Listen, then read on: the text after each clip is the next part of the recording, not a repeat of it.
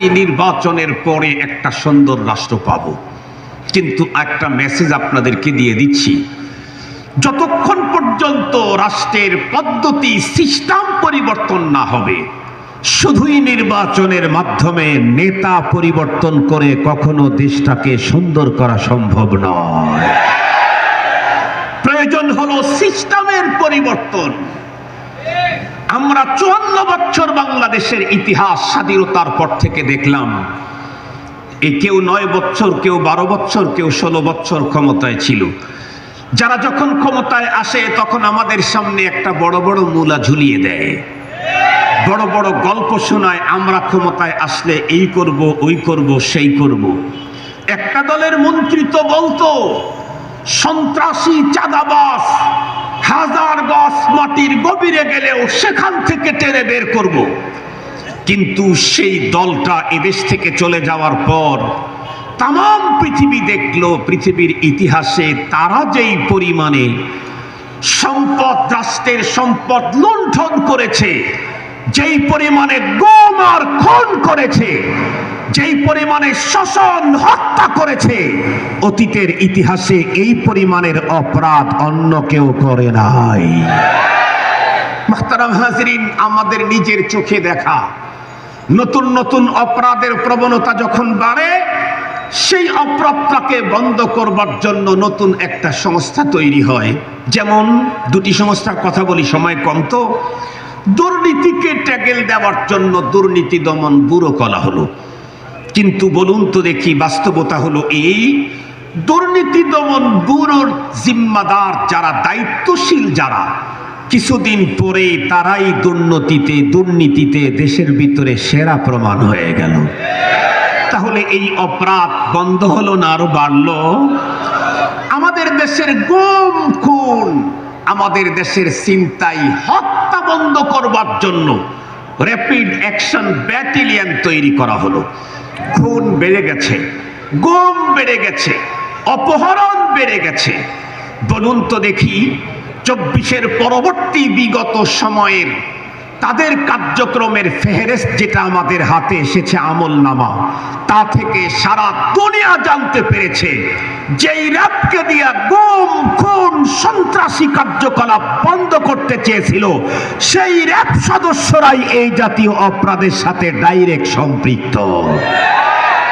তার মানেই হচ্ছে, যতই নতুন নতুন সংস্থা তৈরি করেন, লা ইউমকিন, জীবনেও কোনোদিন অপরাধ মুক্ত রাষ্ট্র সমাজ এবং দেশ গঠন করতে পারবেন না। রাষ্ট্র সমাজ দেশটাকে অপরাধ মুক্ত করতে চাইলে কেবলই মাত্র শুধুমাত্র নেতার পরিবর্তন করে লাভ নাই, নীতি আর সিস্টেমের পরিবর্তন ঘটাতে হবে। মুসলমান ভাইরা আমার, ভালো করে বুঝবেন, এই পৃথিবীতে আল্লাহ পাক রব্বুল আলামিন যুগে যুগে সংস্কারক পাঠিয়েছেন। তার ভিতরে 1 নম্বরের সংস্কারক হলেন নবী এবং রাসূলগণ। সমস্ত নবী এবং রাসূলগণের ভিতরে সর্বশ্রেষ্ঠ, সর্বসেরা হলেন আমাদের পয়গম্বর মুহাম্মদুর রাসূলুল্লাহ সাল্লাল্লাহু আলাইহি ওয়াসাল্লাম। বলুন তো দেখি, আমার পয়গম্বর এই পৃথিবীতে আগমন করে 100, 200, 300, 400 বছরের বিধ্বস্ত মানবতা নয়, 550 বছরের মানবতাটাকে মাত্র 20 বছরের জীবনে, 23 বছরের জীবনে উদ্ধার করলেন। বিশ্বনবীজি যেই যুগে পৃথিবীতে জন্ম নিলেন, সেই যুগ হলো জাহেলিয়াতের যুগ।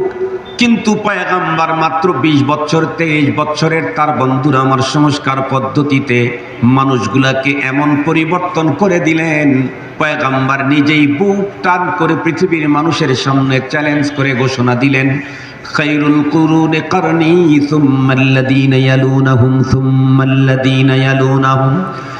পৃথিবীর সবচাইতে সেরা যুগ হলো আমার যুগ, সাহাবীদের যুগ। এর পরবর্তী তাবেঈর যুগ, তারপরে তাবেঈর যুগ।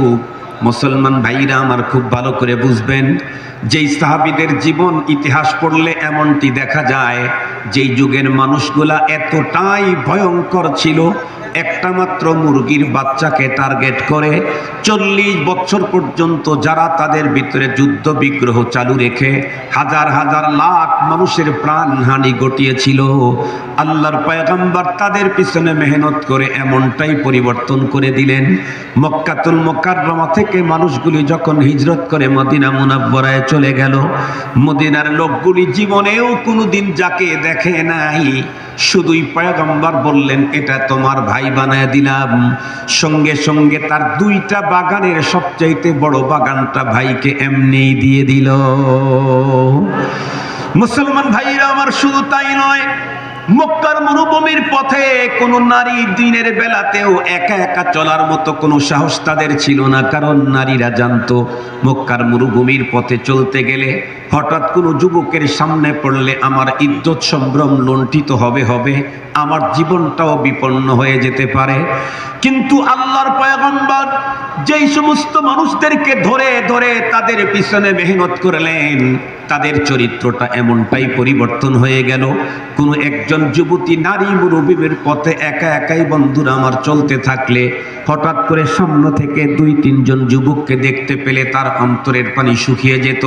এমন অবস্থায় যদি এমন একজন মানুষ তার সামনে পেত, যেই মানুষটা পয়গম্বর সাল্লাল্লাহু আলাইহি ওয়াসাল্লামের হাতে হাত দিয়ে কালিমা পড়ে নিজেকে সংশোধন করে নিয়েছেন, এমন একজন যুবককে দেখা মাত্র যুবতীর অন্তরের ভিতরে তখন বন্ধুরা আমার প্রশান্তির এক বাতাস বইতে থাকতো। কেন?